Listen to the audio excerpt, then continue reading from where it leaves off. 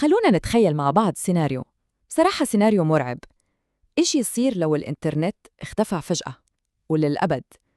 لا، الموضوع مش مجرد انقطاع في الخدمة، لا، هذا سؤال بيكشف قد إيه عالمنا الحديث اللي بنيناه هذا هش. يعني فكروا فيها لحظة، نصحى بكرة الصبح ونكتشف إنه الإنترنت مات، مش عطلان، لا، اختفى تماماً وللأبد. ما في رجعة، ما في تصليح، بس هدوء، صمت رقمي عالمي يغطي الكوكب كله. طيب، عشان نكون واضحين، إحنا هنا ما بنتكلم عن انقطاع مؤقت أو حتى هجوم سيبراني، لا، اللي بنتخيله هو توقف كامل ونهائي لكل بروتوكولات الإنترنت العالمية. الموضوع كأنه مسحنا نظام التشغيل اللي حضارتنا الحديثة كلها شغالة عليه، وفجأة كل شيء بيوقف. الإنترنت صار زي البنية التحتية اللي ما بنشوفها بس بتربط كل شيء في عالمنا. هو حرفياً شريان الحياة لحضارتنا، ولما نفقده كأن العالم كله انفصل عن مصدر نبضه. وهنا تبدأ الكارثة الحقيقية. في أول 72 ساعة الموضوع ما رح يكون مجرد إزعاج، لا أبداً، رح يكون شلل تام، انهيار متسلسل زي أحجار الدومينو بالضبط، كل نظام بيوقع ورا الثاني. شوفوا بس سرعة الانهيار وقديش هو مرعب. في ساعة واحدة، بس ساعة واحدة، الاقتصاد العالمي كله يتجمد، ماكينات الصراف الآلي توقف، بطاقات الائتمان ما تشتغل. بعد 12 ساعة بس نصير معزولين تماماً، الاتصالات كلها تنقطع.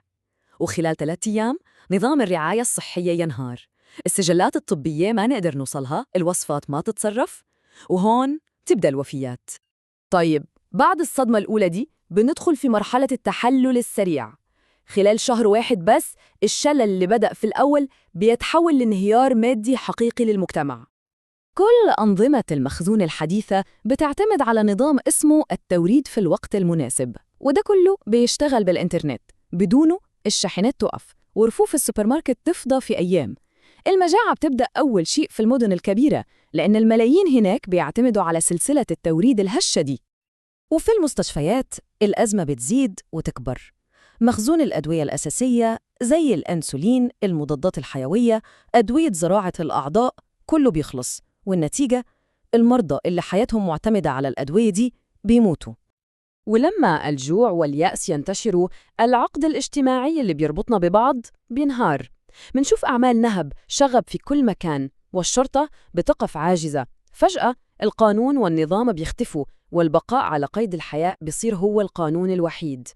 طيب، بعد سنة كاملة من الصمت الرقمي ده، كيف بيكون شكل العالم؟ هنا بنشوف الحجم الحقيقي، الكلفة الإنسانية المرعبة لكل اللي صار. التقديرات بصراحة بتخوف. في أسوأ سيناريو ممكن عدد الوفيات العالمي ممكن يوصل ل 100 مليون شخص. لا، هذا مش خطأ مطبعي، 100 مليون. الرقم ده قريب من إجمالي الخسائر البشرية في الحروب العالمية الكبرى. والوفيات دي ما بتيجي من سبب واحد بس، لا، هي نتيجة انهيار كامل لكل أنظمة دعم الحياة. الناس بتموت من الجوع لأن سلاسل توريد الأكل انهارت، بيموتوا من أمراض كانت بسيطة بس ما عاد في رعاية طبية، بينقتلوا في صراعات أهلية على الموارد، والأوبئة بتنتشر مع انهيار أنظمة الصحة. هي فعلاً عاصفة كاملة من الكوارث. لكن وسط كل هذا الظلام بيطلع بصيص أمل، ومن مصدر ما حدا بيتوقعه أبداً. تقنية قديمة فجأة بتصير هي شريان الحياة الأخير للبشرية. والسبب إن راديو الهواء بينجو بسيط ومدهش في نفس الوقت.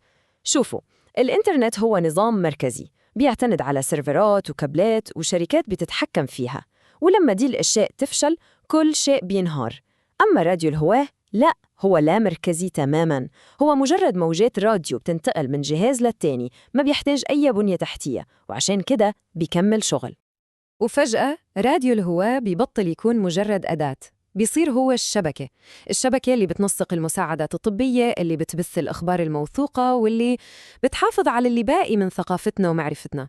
وفي عالم بدون حكومات ممكن يكون هو الأساس اللي بتنبني عليه مجتمعات جديدة من الصفر. طيب، في النهاية، إيش الدرس اللي بنتعلمه من هالتجربة الفكرية المظلمة؟ الدرس مش بس تقني، لا، هو أعمق من كده بكتير. هو درس أخلاقي وفلسفي. في اقتباس بيلخص الدرس ده كله: الحضارة اللي ما بتسمح لنفسها بخطة بديلة مش بس هشة، هي غير مسؤولة.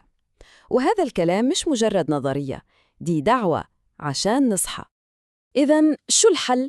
الحل بيكمن في بناء شيء اسمه البنية التحتية الأخلاقية. شو يعني هالكلام؟ يعني نصمم أنظمة تنهار شوي شوي، مش مرة واحدة بشكل كارثي، ويكون عندنا دائماً بدائل تناظرية جاهزة. والأهم من كل ده، لازم نتخلى عن فكرة كل شيء لازم يكون رقمي، ونتبنى مبدأ جديد تماماً: المرونة هي أساس التصميم.